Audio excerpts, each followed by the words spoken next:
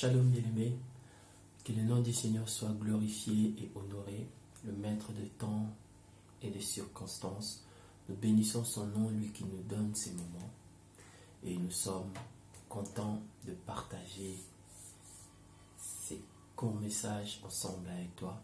En fait, je voudrais te donner ce soir, ce matin, l'instant où tu tombes sur cette vidéo, 3 raisons pour toi de croire en Jésus-Christ.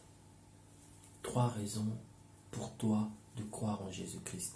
Je te parle, toi qui n'as pas encore résolu cette question. Ton vrai besoin, c'est pas l'argent, c'est pas l'or, c'est réconcilier avec Dieu.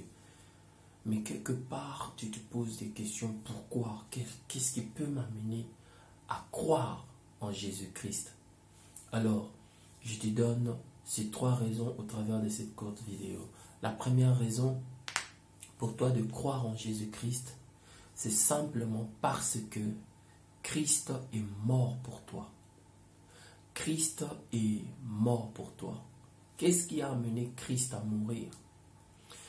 Lorsque Adam et Ève étaient dans le jardin, ils ont commis une faute. Et cette faute a énervé le cœur de Dieu. Je voudrais lire avec toi, pour toi, Genèse 3, 23 et 24. Genèse chapitre 3, le verset 23 et le verset 24. La Bible dit ceci: et l'Éternel Dieu les chassa du jardin d'Éden pour qu'il cultivât la terre d'où il avait été pris. C'est ainsi qu'il chassa Adam et il mit à l'orient du jardin d'Éden de chérubins qui agitaient une épée flamboyante pour garder le chemin de l'arbre de vie. La première raison pour toi de croire en Christ, de donner ta vie à Jésus, de placer ta confiance en Jésus, c'est parce que Jésus a pris la colère de Dieu, cette colère que tu redoutes. Quand tu penses à Dieu, quand tu réfléchis à fond, tu te dis non, moi je vis dans le péché, je ne peux pas marcher avec Dieu. Non, ce soir je te dis, ce soir, ce matin, je te rassure que Christ avait déjà pris cette colère de Dieu, cette colère de Dieu qui était suspendue sur toute l'humanité à cause de la faute d'Adam. Christ avait pris cela sur lui. Comment cela s'est manifesté? Cela s'est manifesté par la mort de Jésus-Christ à la croix de Golgotha. La Bible nous montre comment est-ce que Christ lui-même a crié en disant « Mon Dieu, pourquoi m'as-tu abandonné ?» Dieu n'avait pas de choix. La loi de Dieu disait « L'âme qui pêche est seule qui mourra ». C'était l'expression de la colère de Dieu. Il fallait que l'offense soit réparée. Et dans Ésaïe chapitre 53, le verset 10e, on lit là-bas ce qui a été le plaisir de Dieu. On dit, il a plu à l'Éternel de briser le Christ par la souffrance. Mon ami, la première raison pour laquelle je t'invite de croire en Jésus-Christ, c'est parce que Christ a pris sur lui toute la colère de Dieu. Et on dit que le jour où il est mort, le rideau du temple était déchiré en deux, de haut en bas. Sur ce rideau, Moïse avait demandé à Betsalel de faire la représentation des anges, de chérubins qui agitaient des épées flamboyantes.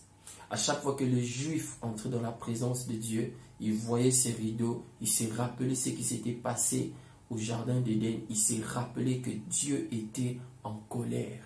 Et cette colère divine, cette puissante colère de Dieu a été apaisée par la mort de Jésus-Christ. Ça, c'est la première raison pour laquelle je te supplie de croire en Jésus. Je te donne cette raison pour que tu réfléchisses de toi-même. La deuxième raison pour laquelle tu as besoin de croire en Jésus, c'est parce que Jésus-Christ est ressuscité d'entre les morts. Il est revenu à la vie dans le but principal de conduire et de garder en Dieu quiconque croit en lui. Jean 3,16 nous le dit, car Dieu a tant aimé le monde qu'il a donné son Fils unique afin que quiconque croit en lui ne périsse point, mais qu'il ait la vie éternelle. La deuxième raison, c'est le fait que Christ est ressuscité d'entre les morts.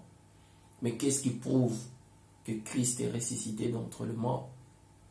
Il va le dire lui-même dans Jean chapitre 20, à partir du verset 19 jusqu'au verset 29. Quand il parle, le jour où il ressuscite, il se présente aux disciples alors qu'ils étaient dans la peur, enfermés dans une maison, confinés, craignant ce que pourraient faire les autorités juives contre eux. Jésus, lorsqu'il apparaît, il leur dit que la paix soit avec vous.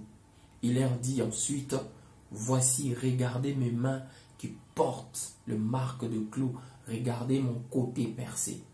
Il leur a donné des signes évidents pour lesquels ils avaient à placer, à conforter leur confiance en lui et en lui seul. Ces signes manifestaient et témoignaient qu'effectivement Jésus-Christ était parmi les trois crucifiés, parce que seuls les crucifiés peuvent porter le marque de clous sur leurs mains. Seuls les crucifiés peuvent porter les marques de clous sur leurs pieds. Il leur a donné l'évidence qu'il était vraiment mort, mais qu'il est aussi effectivement ressuscité d'entre les morts. La deuxième raison, c'est que Christ est ressuscité pour conduire et garder quiconque croit en Dieu par lui. Mais il y a deux petits avantages liés au fait que Christ est ressuscité. Et ces avantages sont accessibles seulement si tu crois vraiment à lui. Le premier de ces avantages est que Christ est venu nous redonner la paix avec Dieu. Il est revenu d'entre les morts afin que quiconque croit en lui puisse retrouver cette relation de paix avec Dieu. La colère a écrasé Christ par sa mort. La résurrection permet à quiconque croit en Christ d'accéder à cette relation de paix avec Dieu. Ça, c'est le premier avantage. Et le deuxième avantage, c'est qu'il vient pour nous permettre de vivre cette vie nouvelle. Et pour vivre cette vie nouvelle, il te demande qu'une seule chose, que tu prennes cette position, cette attitude qui va lui permettre, qui va le permettre à te conduire par son esprit. Vous savez, cette vie chrétienne, on ne la vit pas parce qu'on a maîtrisé la Bible, parce qu'on a des longues années dans la marche chrétienne, mais on la vit parce que nous nous ouvrons par la foi à l'Esprit de Dieu. Écoutez ce que le prophète Zacharie pouvait déjà crier dans l'Ancien Testament. Nous sommes dans Zacharie chapitre 4, le verset 6e. Il dit non, non, ce n'est pas par la force, ce n'est pas par la puissance, mais c'est par l'Esprit de l'Éternel. Donc, deux avantages liés au fait que Christ est revenu d'entre les morts, qui est la deuxième preuve, le deuxième signe pour toi de croire en lui, c'est qu'il nous garde, il nous remet en paix avec Dieu et il nous remplit de son esprit pour que nous vivions cette vie qui plaît à Dieu. La troisième raison, le troisième signe pour toi de placer ta confiance en Christ, c'est simplement parce que seul Christ nous garantit l'éternité.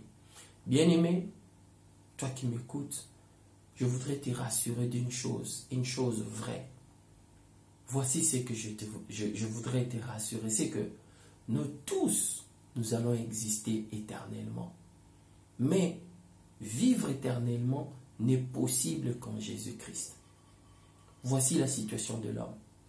Nous venons de l'éternité, nous sommes entrés dans les temps par la naissance, et par la mort, nous sortirons du temps pour retourner à l'éternité. Mais le challenge, c'est à quel niveau? Le challenge, c'est que l'éternité puisse te retrouver tel que tu étais entré dans les temps. Nous étions entrés dans les temps dans une position telle que venant de Dieu. Mais il s'est passé sur la terre, dans les temps, quelque chose qui a brisé, qui a brouillé les choses, le péché s'est invité. Le péché a coupé tout accès, toute dépendance à Dieu. Si l'éternité te retrouve, te reprend dans cette position où tu es en conflit avec Dieu, tu vivras l'éternité dans un état que l'on peut décrire que par un seul mot, la mort. Car aucune créature ne peut vivre loin de son Créateur. Tu as une âme, tu es un esprit planté dans un corps. Nous avons la possibilité d'exister éternellement.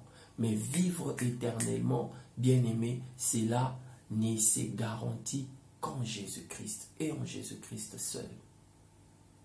Voilà pourquoi tu as besoin de croire en Jésus. Ne te dis pas, je le ferai demain. Demain ne t'appartient pas. Le cadeau que Dieu te donne, c'est l'instant présent, c'est maintenant. La Bible dit, si tu entends sa voix, n'endurcis pas ton cœur. Je t'exhorte à ne pas être sage à tes propres yeux. Tu peux le faire de manière simple. Tu peux inviter Jésus, tu peux manifester ta foi en Jésus en faisant cette courte prière de manière simple. Je voudrais te prêter mes mots. Je voudrais juste te donner un modèle pour inviter Jésus. Tu peux le faire avec tes propres mots, mais voici ce que je te demande de faire. Répète avec moi, mais fais de mes paroles tes propres paroles. Tu n'as pas besoin de fermer forcément tes yeux.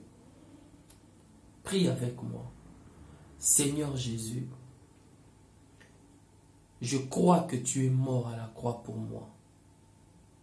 Aujourd'hui, je confesse que tu es Seigneur dans ma vie.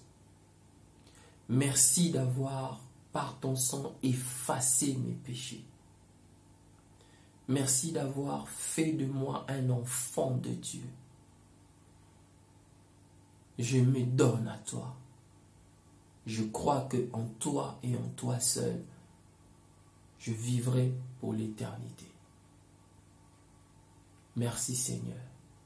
Amen. Une très courte prière, fais-le avec ton cœur. Et tu verras ce qui va s'en suivre dans ta vie. Que le nom du Seigneur soit béni.